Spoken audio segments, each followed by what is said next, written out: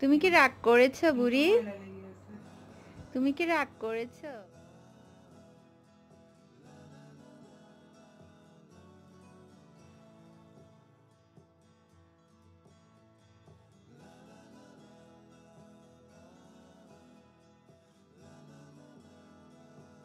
তুমি কি রাগ করেছো বুড়ি? তুমি কি রাগ করেছো? বুড়ি, তুমি কি রাগ করেছো? টিন্টু, দাও আন্টির হাত ধরো, আন্টির হাত ধরো, হাত ধরো। বুড়ি, এ বুড়ি,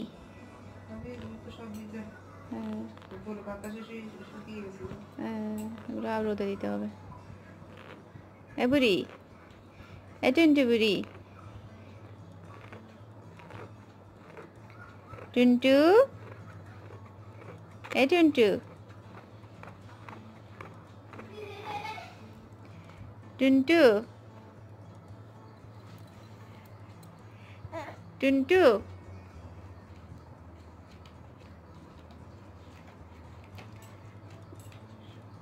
এ বুড়ি, বুড়ি, বউ, বউ, বউ, কুটু বুড়ি, দাঁত নেই। হাই প্রিয়ান, আসসালামু আলাইকুম। আশা করছি আপনারা সবাই অনেক ভালো আছেন।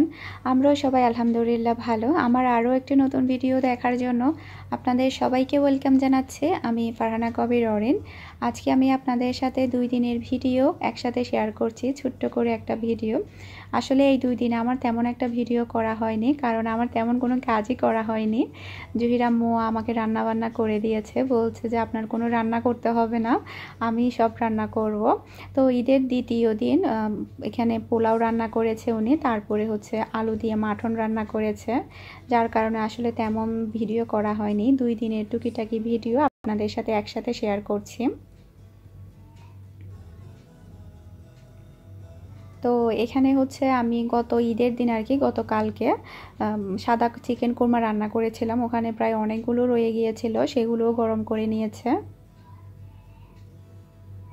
আর মিহির বাবা এখানে সালাদ করেছে, সালাদটা মিহির বাবা করেছে, আর আমি শুধু বসে বসে দেখেছি, কিছুই করিনি। আমার তো কোনো কাজই করতে হচ্ছে না, এরকম একটা অবস্থা।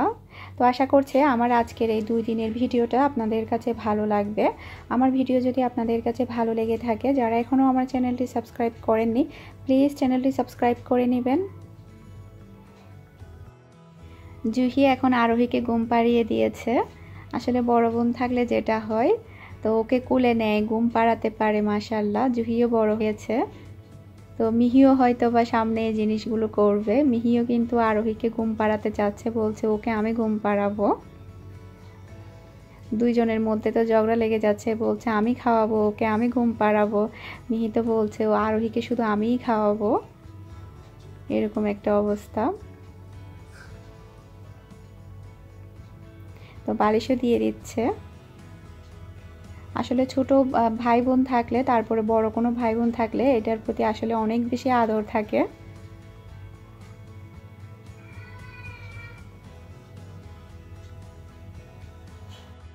ওরা দুইজনে এখন খেলা করছে। আমরা এখনো দুপুরের খাবারটা খাইনি, তো একটু পরে আমরা দুপুরের খাবারটা খেয়ে নেব। মিহি মাত্র গোসল করেছে, জুহি একটু আগে গোসল করেছে।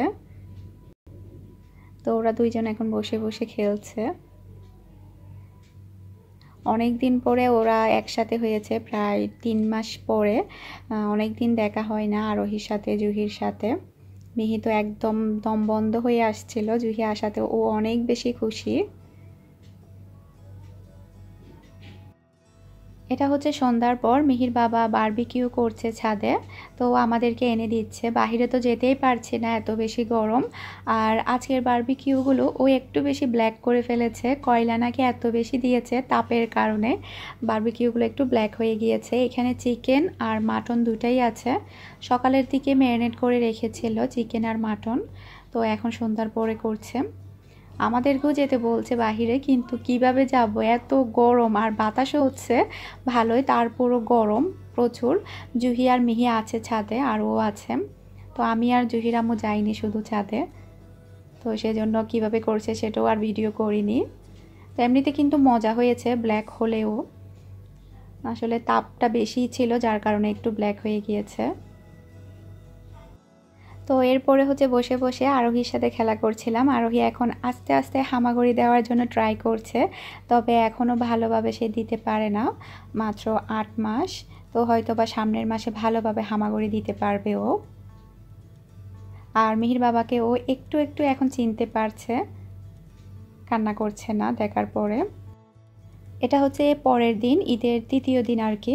তো সকালের দিকে এখন আমি চা বসিয়ে দিচ্ছি। মিহির বাবা, জুহি, মিহি এরা সবাই নাস্তা করে নিয়েছে, শুধু আমি আর জুহির আম্মু নাস্তা করিনি। আর আজকে সকালের নাস্তাটা মিহির বাবাই করেছে, আমাদের করতে হয়নি। ও হচ্ছে ব্রেড টোস্ট করেছে, তারপরে হচ্ছে মিক্স ফ্রুট দিয়ে ককটেল তৈরি করেছে। তো আজকে মিহির বাবার হাতের নাস্তা খাবো সকালে। তো এখন আমি মিক্স ফ্রুটের ককটেলটা গ্লাসের মধ্যে ঢেলে নিয়েছি। ওরা আমাদের জন্য জাস্ট 2 পিস ব্রেড রেখেছে, আর বাকি সব ওরা খেয়ে নিয়েছে। সমস্যা নেই, চা দিয়ে এমনিতে ব্রেড দিয়ে খাওয়া যাবে। ওরা বলছে গরম গরম আমাদের খেতে ভালো লাগছিল, সেজন্য আমরা একটু বেশি খেয়ে ফেলেছি। আর মিক্স ফ্রুটের ককটেলটা অনেক ভালো হয়েছে। এখানে নাকি মধু দিয়েছে ও, আরও অনেক কিছুই দিয়েছে, সব কিছুই একসাথে দিয়ে তারপরে এটা তৈরি করেছে। আমার কাছে ককটেলটা ভালোই লেগেছে। সকালের দিকে আসলে এসব টাইপের খাবারগুলো খাওয়াই ভালো, স্বাস্থ্যসম্মত। তো আমরা দুইজন নাস্তাটা করে নিয়েছি, এখন আমি চাটা তৈরি করে নিচ্ছি। তো আজকে চাটা আমি লিকার করে তৈরি করেছি। সচরাচর আমি এভাবে চা তৈরি করি না, আমি সব সময় দুধ, চিনি, চা পাতা সব একসাথে দিয়ে বসিয়ে দিই। তো আজকে চিন্তা করলাম এভাবে তৈরি করি, যেহেতু আমি চিনি ছাড়া খাবো আর জুহির আম্মু আর মিহির আব্বু চিনি দিয়ে খাবে, সেজন্য আসলে লিকার করে করা হয়েছে। তো ওদের দুইজনের কাপের মধ্যে আমি চিনি দিয়ে দিয়েছি, আর আমারটা থাকবে চিনি ছাড়া। আর এভাবে চাটা আমার কাছে খারাপ লাগেনি, ভালোই লেগেছে। যেহেতু আমি শুধু সব সময় আমার জন্য 1 কাপ তৈরি করি, সেজন্য আমি দুধ, চিনি, চা পাতা সব একসাথে দিয়ে বসিয়ে দিই, যাতে আমার আর ঝামেলা করতে না হয়। আপনাদের সবার ঈদ কেমন কেটেছে সেটা আমাকে অবশ্যই কমেন্ট করে জানাবেন। আর ঈদের দিন আমি ভিডিও দিতে পারিনি, ঈদের ভিডিওটা এর পরের দিনই দিয়েছি, কারণ আমি একটু ব্যস্ত ছিলাম, সেজন্য এডিট করতে পারিনি। তো অনেক আপুরা আমাকে মেসেজ দিয়েছে, তারপরে কমেন্ট করেছে, সবাইকে অনেক ধন্যবাদ জিজ্ঞেস করার জন্য।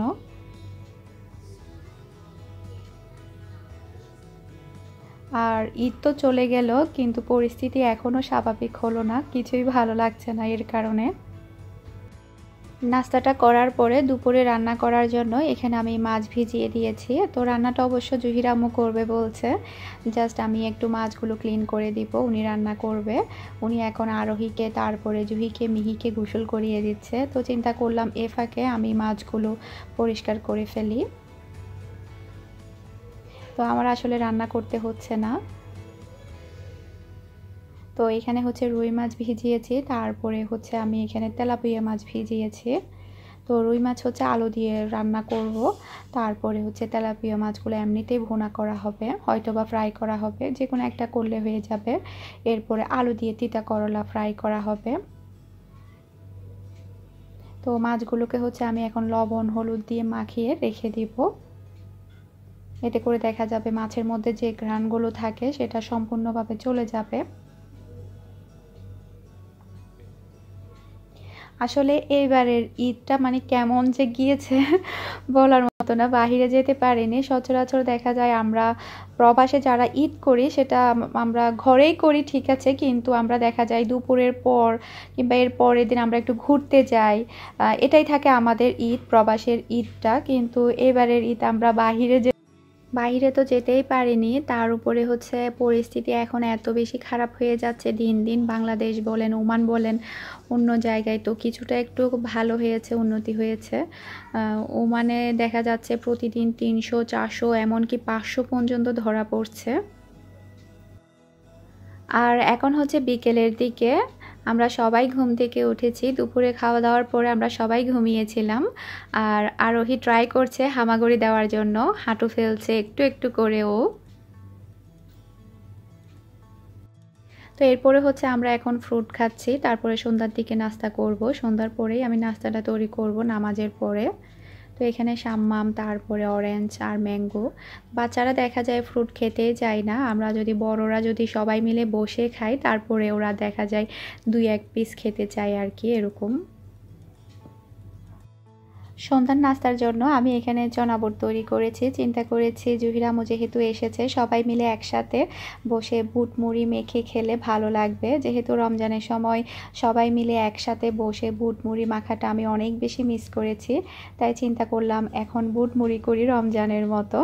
তো এখানে আমি চনা বুট ভাজি করে নিয়েছি, তারপরে হচ্ছে ফ্রোজেন পেঁয়াজও আছে আমার, তো পেঁয়াজগুলো ফ্রাই করে নেব। আর যদি বেগুন থাকতো তাহলে বেগুনিও তৈরি করতাম, তবে বেগুন নাই বাসায়, সেজন্য বেগুনিটা তৈরি করতে পারছি না। তো এখন আমি কতগুলো পেঁয়াজও ফ্রাই করে নেব। এগুলো আমার ফ্রোজেন ছিল রমজানের সময়, তো প্রায় আমি অনেকগুলো ফ্রোজেন পেঁয়াজও তৈরি করে রেখেছিলাম, ডাল বেটে রেখেছিলাম। তো রমজানের সময় আসলে আমার অত বেশি খাওয়া হয়নি, জাস্ট 3বার কি 4বারের মতো খেয়েছি চনা পেঁয়াজটা। আর যা খেয়েছি সব আমিই খেয়েছি, মিহির বাবা তো খাইনি বলতে গেলে। তো এখানে হচ্ছে জহির আম্মু সালাদ করে নিয়েছে বুট মুড়ির জন্য, উনিই কেটেছে শসা, তারপরে হচ্ছে ধনে পাতা, পেঁয়াজ, কাঁচামরিচ দেইনি কারণ বাচ্চারা যেহেতু খাবে ওরা খেতে পারবে না। শুধু চনা বুট ভাজার সময় আমি ওখানে যা কাঁচামরিচ দিয়েছি, এখানে আর দেইনি কারণ ওরা এমনিতেই খেতে পারবে না, একটু থেকে একটু জাল হলে খেতে চায় না। সবাই মিলে আসলে বুট মুড়ি মাখালে অনেক বেশি ভালো লাগে সরিষার তেল দিয়ে। একা এসব খাবারগুলো আসলে খাওয়া যায় না। আমি তো রমজানের সময় 3-4বার করে খেতে হয়েছে যতবারই তৈরি করেছিলাম। তো এদিকে আমার পেঁয়াজগুলো ভাজা হয়ে গিয়েছে। তো এরপরে হচ্ছে সবাই মিলে আমরা একসাথে বুট মুড়ি মেখে তারপরে খাবো।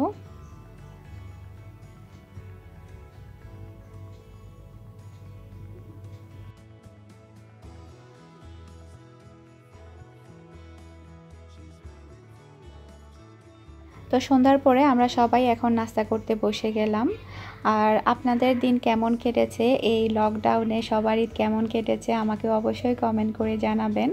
আর আপনারা সবাই আমার জন্য এখন একটু বেশি বেশি করে দোয়া করবেন। এই দোয়াটা আমি আপনাদের কাছ থেকে চেয়ে নিচ্ছি, যেহেতু আমি এখানে একা থাকি যার কারণে আমার একটু বেশি ভয় করছে। ঈদ যাওয়ার পর থেকে, যখন রমজান ছিল ঈদ ছিল একটু রিল্যাক্সে ছিলাম, এখন আমার একটু টেনশন কাজ করছে। তারপরে যাই হোক, আল্লাহ যা করে ভালোর জন্য করে, দোয়া করবেন আপনারা সবাই আমার জন্য। তো আজকের ভিডিওটা কেমন লেগেছে আমাকে অবশ্যই কমেন্ট করে জানাবেন। সবাই ভালো থাকবেন, সুস্থ থাকবেন, আমাদের সবার জন্য দোয়া করবেন। আসসালামু আলাইকুম, আল্লাহ হাফেজ।